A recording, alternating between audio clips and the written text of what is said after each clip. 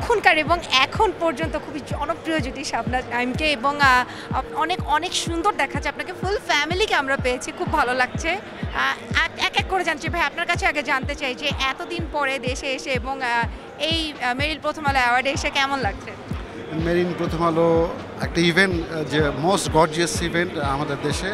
তো এখানে প্রতিবারই আসার আমার ট্রাই করেছি আসার জন্য লাস্ট 2 বছর যেহেতু কোভিড ছিল কোভিডের জন্য হয়নি আমাদের আসা হয়নি তো এবারও আমরা ইনশাল্লাহ আসতে পেরেছি আলহামদুলিল্লাহ নেক্সট টাইমও আসার চেষ্টা করবো ইনশাল্লাহ এবং শুভকামনা রইল মেইন প্রথম আলো থ্যাংক ইউ সো মাচ আপু আপনার কাছে জানতে চাই যে দেশের বাইরে থেকে আসলে দেশের সিনেমা কালচার কতটুকু ফলো করা হয় আমি কিন্তু দেশের বাইরে থাকি না আমি দেশেই থাকি আচ্ছা I follow you on Facebook কিন্তু বাইরে দেখি না না আমরা ঢাকাতেই থাকি বিজি থাকি আমরা আসলে গ্রামেও কিছুটা সময় কাটাই ঢাকাতেও কাটাই আবার বাইরেও যাই ছবিগুলো খুব বাইরের ছবিগুলো হ্যাঁ হ্যাঁ আমার মনে হচ্ছে যে সেটার জন্য কিন্তু আমরা ঢাকাতেই আছি ব্যস্ত থাকি এই জন্য আসতে পারি না তো এসছি মাঝে মাঝে যে একদম আসিনি তা না প্রতি বছর আসা হয়নি কিন্তু একটি সুন্দর প্রোগ্রাম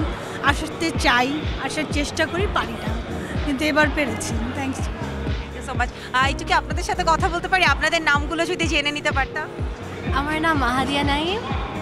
আমার নাম Namira Naim how does it feel like মা বাবা মানে ছোট বড় হওয়ার পরে মা বাবাকে ওভাবে তো পর্দায় দেখা হয়নি কিন্তু গ্ল্যামার জগতের সাথে আমি শিওর সবসময় থাকা হয়েছে তো এখানে আসতে পেরে কেমন লাগে আই থিঙ্ক আজকে মানে ফার্স্ট টাইম আমরা বাবা মার সাথে একটা অ্যাওয়ার্ড সেরেমনি অ্যাটেন্ড করছি so we are both very happy about that